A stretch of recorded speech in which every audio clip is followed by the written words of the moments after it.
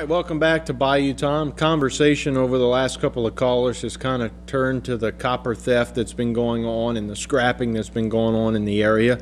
Obviously, unfortunately, somebody died doing that, although it appears that it was in an illegal activity, although it's only alleged.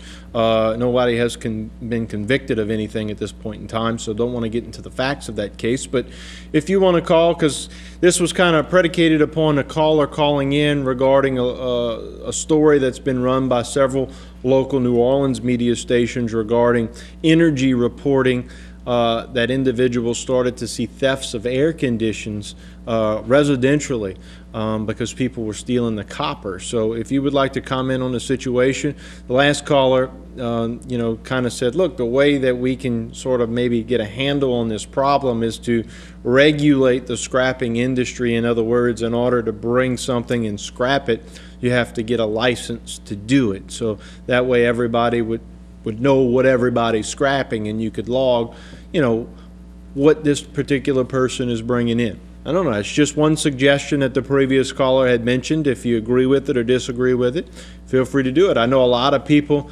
do it for extra money just to make ends meet, and some people, do it honestly and aren't stealing things. But unfortunately, sometimes the whole has to suffer for a few bad people. So let's go down to the next caller. Hello, welcome to Bayou Time. Hello. Hi, welcome to the program. Yeah, this is Lloyd Freeman. Hi, Lloyd. How you doing? Okay. Hey. Yeah. Jason, you can tell the viewers if they get a good neighborhood watch started, they don't have to worry about having any copper stolen from them. Okay. Good neighborhood watch program. Yeah, I know you're involved in one. Y'all not having that in your neighborhood? No, we don't. We haven't had any problems, but the Kansas Hughes shipyard has had problems with the copper being stolen, but they caught the one that was stealing it. Okay. All right. And it was mostly copper, right? Yep. Yeah.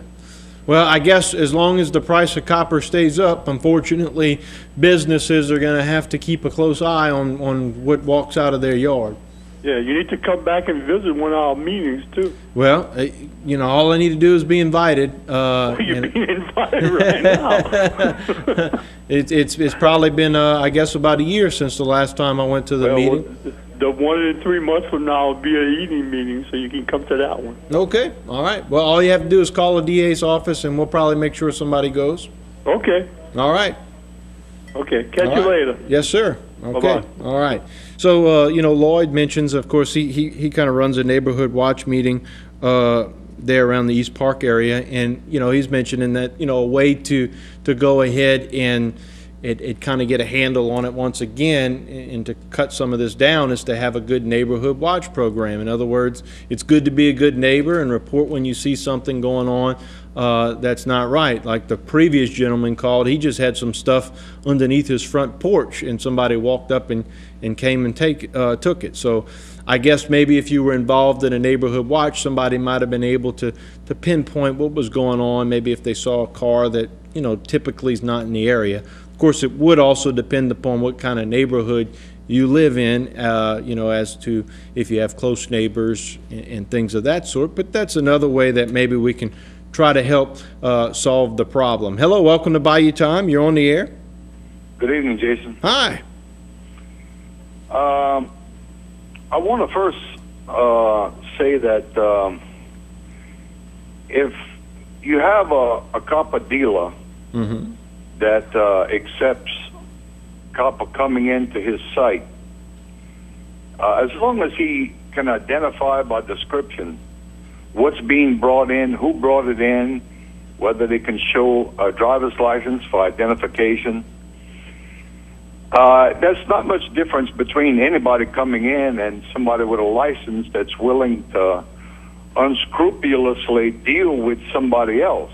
So I think that if police departments can go on these sites and they can investigate and they can use the logs to identify who's bringing in what, I don't think people need to have a license to do that. So it's sort of self-defeating when you have people with a license that are unscrupulous and they're dealing with, thieves. So 6 one way, a half a dozen the other one on that account, I guess. All right, I see your point. The other thing I wanted to ask because you, they Jason, can go to a local scrapyard, and at least based upon what I've seen in the past, and they can pull somebody's name and see exactly what they brought in or how much they were given for the items they brought. I hope so, because that would certainly help the police investigation. Yeah, and they use it. They use it often. Go ahead, though. How's your IRA 101K doing? Why you ask that question? Well, if it ain't a 101K right now, by the time Black Friday, just before Halloween comes, I'm sure it'll be there. All right, so drop 300 points, huh? Yeah, I figured that based on the language that I've been hearing from Wall Street programs, that we're going to hit a snag in the economy. It may last for years. I figured that we were in for a market correction, and up jumps the devil. Last week, the first big dive hit, and I imagine that the market going up today is just people catching a falling knife, and it will continue to fall. Well, I would think you're probably right, because the Federal Reserve had mentioned that, look, these interest rates are going to stay low for at least till 2013, because we didn't realize the economy is as bad as it is. Basically, in summation, is what he was saying.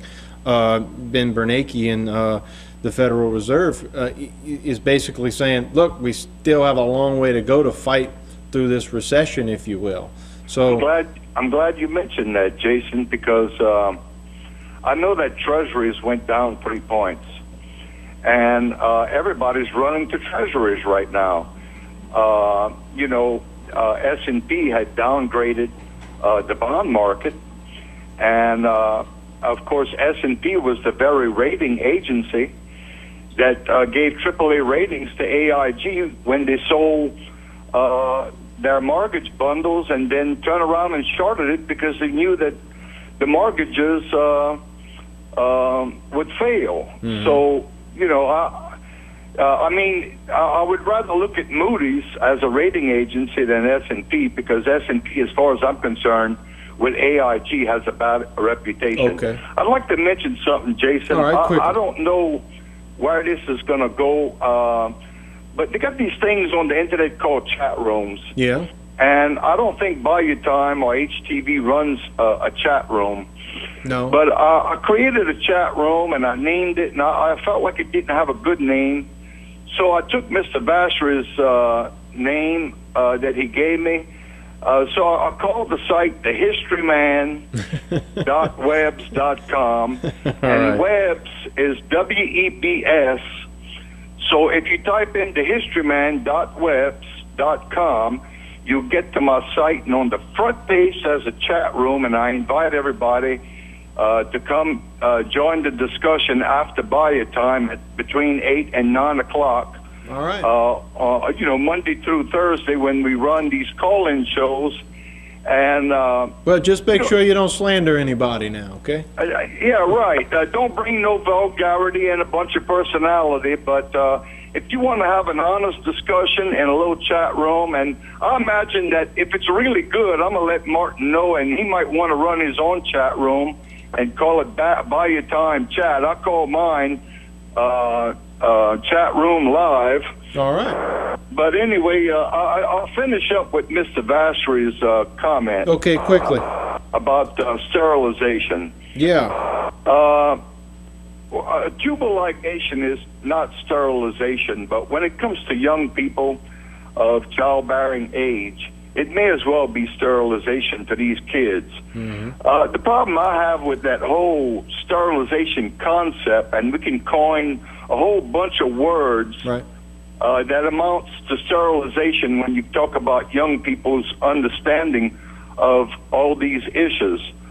But first of all, you would have to criminalize having a baby to begin with, because anybody that goes to the hospital, they have a right to refuse medical care. And if you're going to refuse tubal ligation over some law that has no criminal aspect to it, I don't think you'll ever pass that law. Well, and I think that's why the law is criminalizing having a baby, I think has no more chance than of hell freezing over. Well, and right now the law has really has not been able to gain any ground, and it's been shot down every time it's brought up. But it seems like it's brought up every legislative session. Thank you for the call. I do need to take a break. I appreciate it. Out there. All right, we'll take another break. We have one line open at this point in time, 879-1231, if you'd like to get involved on the other side of the break.